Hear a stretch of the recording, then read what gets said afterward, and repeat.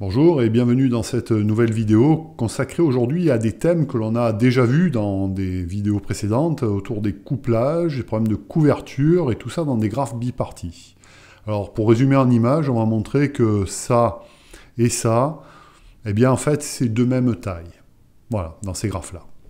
Alors commençons tout d'abord par les graphes bipartis. Je rappelle rapidement ce que c'est. C'est un graphe qui peut être dessiné de la façon suivante. D'un côté, des sommets, un ensemble A de sommets, de l'autre côté, un ensemble B de sommets, pas forcément de même taille.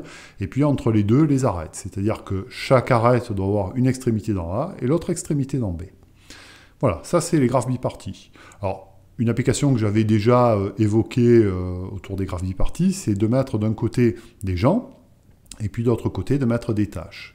Et puis de faire en sorte d'essayer de faire, d'affecter à chaque personne une tâche, de façon à réaliser le maximum de tâches. Alors bon, essayons de le faire ici. Par exemple, Isa, elle ne peut faire qu'une seule tâche. C'est le job 4. Donc on va lui affecter le job 4. Maintenant, Karim peut faire le job 1 et le 4. Comme le 4 est déjà pris, on lui affecte le 1. Pour Noé, par exemple, bien, on peut lui affecter n'importe quel job, qui soit ni le 1 ni le 4, par exemple le 5. Et Lola, eh bien, elle ne peut faire que le 4 et le 1, qui sont déjà pris par Isa et Karim. Donc elle ne peut rien faire. Voilà. Donc ça c'est un problème, parce que à Lola, on ne peut pas lui affecter un job. Eh bien, les arêtes rouges, en fait, ça constitue la deuxième partie de ce qu'on va voir, c'est-à-dire des couplages. Là aussi, j'avais consacré une vidéo entière au couplage, on va le revoir rapidement. Alors on va regarder cette notion sur ce graphe-là, dont on peut constater aisément que c'est un graphe biparti d'ailleurs. Hein. Vous voyez, on peut dessiner les sommets en vert et en bleu, de telle façon que une arête ait une extrémité verte et une extrémité bleue.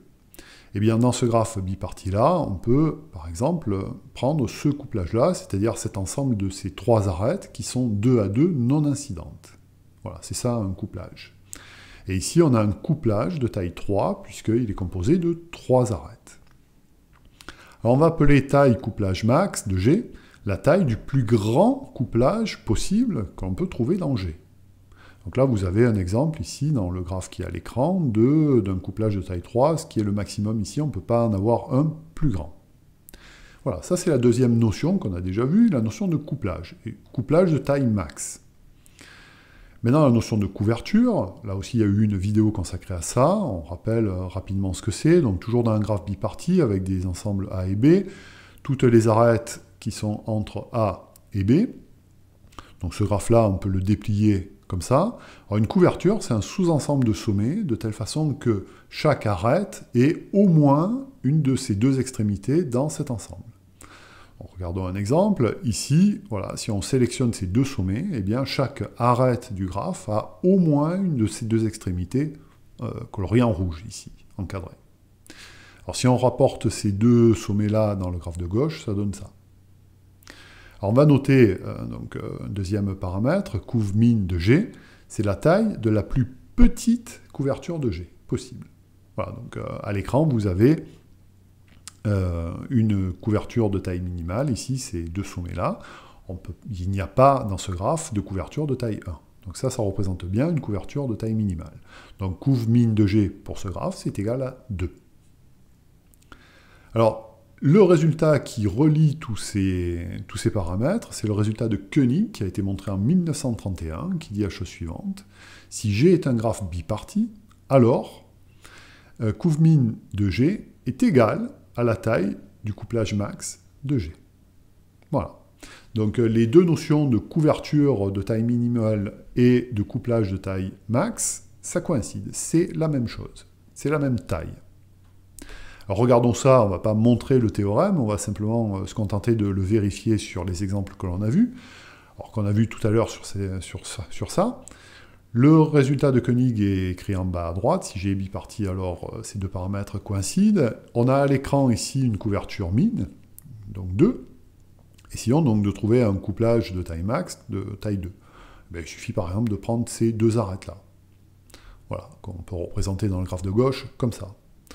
Donc là, voilà, on a bien un couplage de taille max qui est de taille 2, il y a deux arêtes, et une couverture min qui est aussi de taille 2, dans laquelle il y a deux sommets.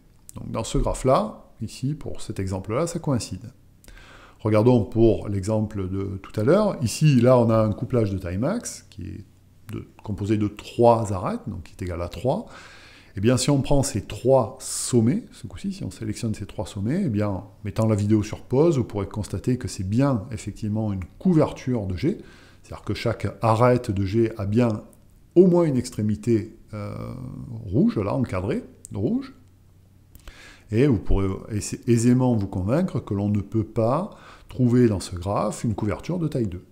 Voilà, donc c'est bien une couverture minimale de taille 3, qui est aussi exactement la taille d'un couplage de taille max. Troisième vérification dans ce graphe-là, donc je vous rappelle qu'on avait ce couplage maximal ici, ce couplage de taille max, pardon. Et bien en prenant ces 3 sommets-là, on obtient bien ici une couverture de G de taille minimale. Voilà, donc là, il faut faire un petit peu plus attention. Si vous mettez la vidéo sur pause, je pense que vous pourrez aisément vous en convaincre. Bien. Donc le résultat de Koenig, je le rappelle, c'est ça. En général, pour montrer que A est égal à B, on montre que A est supérieur ou égal à B, et que B est supérieur ou égal à A. Voilà, donc on montre la double inégalité. On ne va pas le faire ici, on va simplement se contenter de donner des arguments qui permettent de montrer cette inégalité-là.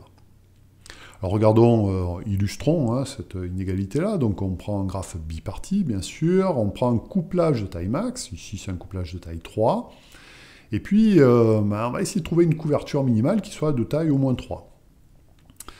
Alors, qu'en est-il? Donc une couverture, qu'elle soit minimale ou pas, de G, de toute façon, doit couvrir toutes les arêtes du graphe. Et donc elle doit couvrir au moins toutes les arêtes du couplage. Or, un sommet de la couverture qui couvre une arête du graphe, du couplage, par exemple ce sommet-là, ne couvre que cette arête-là du couplage, et pas les autres. Parce qu'un sommet de la couverture ne couvre qu'une seule arête du couplage. Eh bien, simplement avec cet argument, on montre cette inégalité. C'est-à-dire qu'il faut au moins autant de sommets dans n'importe quelle couverture de G qu'il n'y a d'arêtes qui sont 2 à 2 indépendantes, dans un couplage de taille max. Voilà. Donc un petit raisonnement permet de montrer cette inégalité. L'autre inégalité, un petit peu plus compliquée à montrer, et si vous voulez en savoir plus, je vous conseille la référence suivante, qui est Graph Theory de Reinhard Diestel, qui est publié chez Springer, éditeur, et qui peut être consulté librement et légalement en ligne. Attention, ça c'est un ouvrage quand même un petit peu technique, c'est pas un ouvrage de base. Voilà, j'espère que cette courte vidéo sur des éléments que l'on avait déjà vus dans d'autres vidéos vous aura intéressé, vous aura éventuellement été utile. Voilà, à bientôt, au revoir.